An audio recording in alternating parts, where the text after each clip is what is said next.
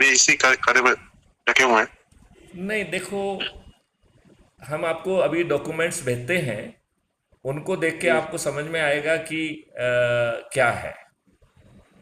हम्म, क्योंकि हमारे राजनेताओं ने डरे हुए अंग्रेजों से साठगांठ करके सत्ता का हस्तांतरण स्वीकार किया और हम्म, अपने देशवासियों पर गुलामों के नियम कानून थोप दिए, जो हम्म, अंग्रेजों ने इस आशय से बनाए थे कि हर कदम पे जो है भारतीयों को हमें अपमानित करना है, उत्पीड़ित करना है, शोषित करना है, इस उद्देश्य से बनाए थे। हम्म। बात समझ रहे हैं आप? हाँ, बिल्कुल समझ रहा हूँ सर। तो आप ये बताइए, इन्होंने संविधान का खुद कभी पालन नहीं किया। देखिए, हम्म, हर्ष गोयल जी, मैं आपसे ये समझना चाहूंगा कि हम्म। संविधान में प्राइम मिनिस्टर के क्या अधिकार हैं। तो उनका सबसे बड़ा अधिकार जो है वो है विवेक के अनुसार जनता की सेवा करना, और नहीं उसके नहीं, लिए जो भी शक्ति चाहिए। वो तो सभी का है। संविधान ने हम्म, केवल प्रधानमंत्री को एक अधिकार दिया है, वो हम्म, दिया है काउंसिल ऑफ मिनिस्टर के नाम रिकमेंड करने का। बाकी सब में सभी अधिकार काउंसिल ऑफ मिनिस्टर के पास हैं, जिसे कलेक्टिव डिसीजन के तहत लेना है। करेक्ट। ये बारीकी आप समझ रहे हैं? समझ गया सर। मतलब इसका मतलब है कि चूंकि आप अपने कैबिनेट के डिसीजन को पहुंचा रहे हैं, तो आप एक कैरियर हैं उस कैबिनेट के डिसीजन के।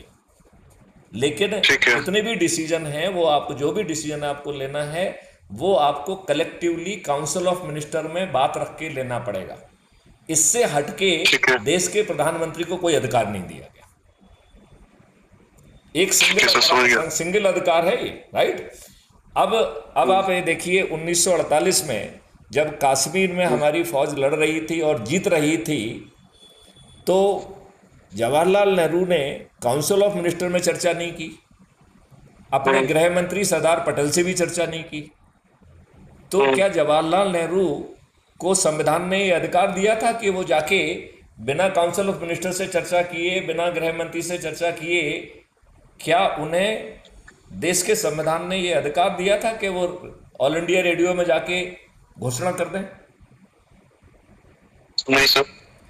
यदि हमने ये बात जो है उस समय इसको उठाया गया होता, क्योंकि हम जैसे चाटुकार लोग थे, उन्हें मालूम था कि साहब मलाई मिल रही है, चमचागिरी करो, चाटकारी करो तो जो ना मलाई मिलती रहेगी। यदि इस चीज का विरोध होता कि मिस्टर जवाहरलाल नेहरू, आप मुझे बताइए आपने किस अधिकार के तहत ये घोषणा की, तो जवाहरलाल नेहरू दोबारा गलती नहीं करते। करते क्या? नहीं करते क्या? अब आप ये बताइए, आपने संविधान कॉन्स्टिट्यूंट असेंबली की चर्चा भी सुनी होगी, देखी भी होगी, सब इंटरनेट पे अवेलेबल है। इसमें जवाहरलाल नेहरू ने बढ़ चढ़ के हिस्सा लिया। जानते हो क्यों लिया? ठीक है अंग्रेजों के हित को साधने के लिए। अधिक सर। से अधिक provision government of India act 1935 के आ जाएं, इसलिए किया।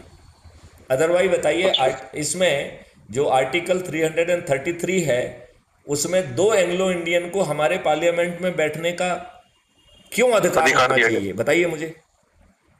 करेक्ट। नहीं नहीं, आप मुझे बताइए, हमारे देश के प्रधान पार्लियामेंट में दो एंग्लो इंडियन क्यों बैठेंगे? हम्म। आप ये बताइए। वैलिड सवाल है सर, बिल्कुल वैलिड सवाल है।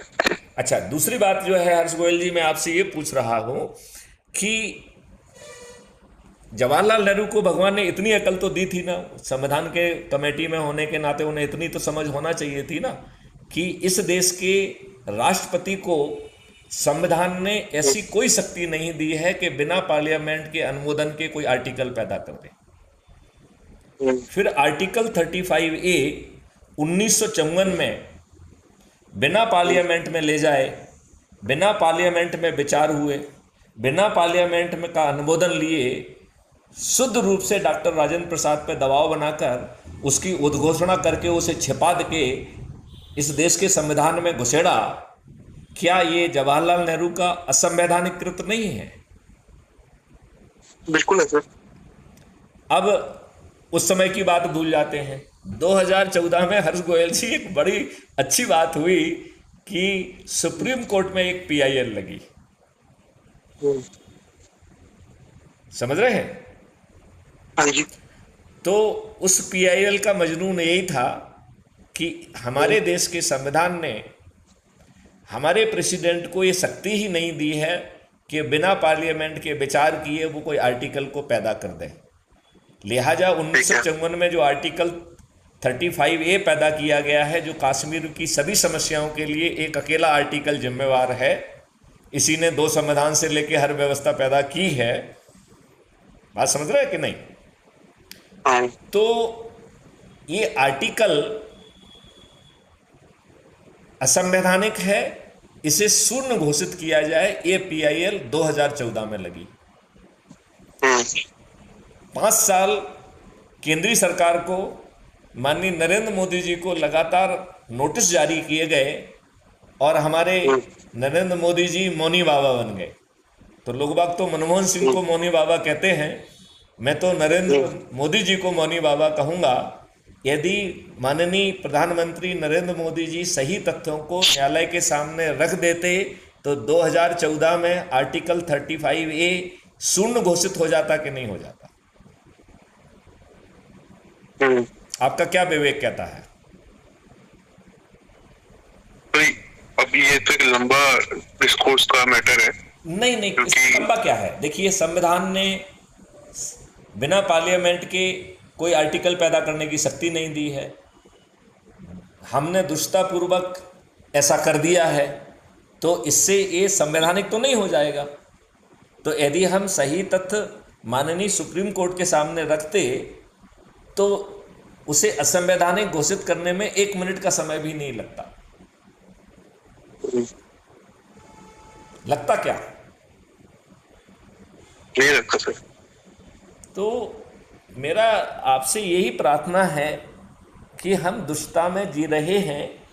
और देखिए, आपको हर्ष गोयल जी ये आइडिया है कि नहीं है कि अभी जो 2024 का पार्लियामेंट गठित हुआ है, ये अपराधियों का जमावड़ा है, ये मालूम है आपको?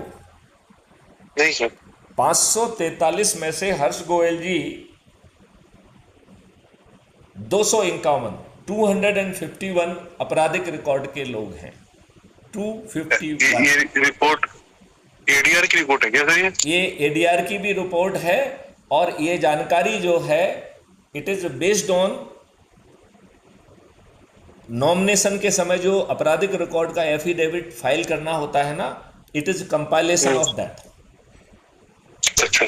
तो इट मेक्स इट 46%, मतलब हमारे पार्लियामेंट में अभी 46% अपराधी बैठे हुए हैं और इनमें से या 170 लोगों ने तो जघन्य अपराध किया है। हत्या, डकैती, लूट, किडनैपिंग, बलात्कार। और हर्ष गोयल जी, आपको जान के ताज्जुब होगा कि इनमें से 27 लोगों को तो कोर्ट ने सजा भी सुना दी है। ये अपील की ऑक्सीजन में पार्लियामेंट में पहुंच गए हैं। अब हर्ष गोयल जी, मैं आपसे 2-3 प्रश्न और पूछना चाहता हूं। आप ये बताइए, क्या सभी राजनीतिक पार्टियां जाति, धर्म, संप्रदाय और संकीर्ण राजनीतिक समीकरण के तहत अपने उम्मीदवारों को शॉर्टलिस्ट नहीं करती हैं क्या? बिल्कुल करती हैं सर। करती हैं। अब इसमें जो वो जिन लोगों को शॉर्टलिस्ट करती हैं उसमें फिर वो विनेबिलिटी देखती हैं। क्या सभी राजनीतिक पार्टियों को दुर्जनों में, दुष्टों में, बाहुबलियों में, अपराधियों में और धन बलियों में जीतने की संभावना या विनेबिलिटी नहीं दिखती है? सभी को दिखती है सर। सभी को दिखती है। अब बताइए, सभी राजनीतिक पार्टी क्या जीतने के लिए एक जैसे ही हथकंडे नहीं अपना रही है?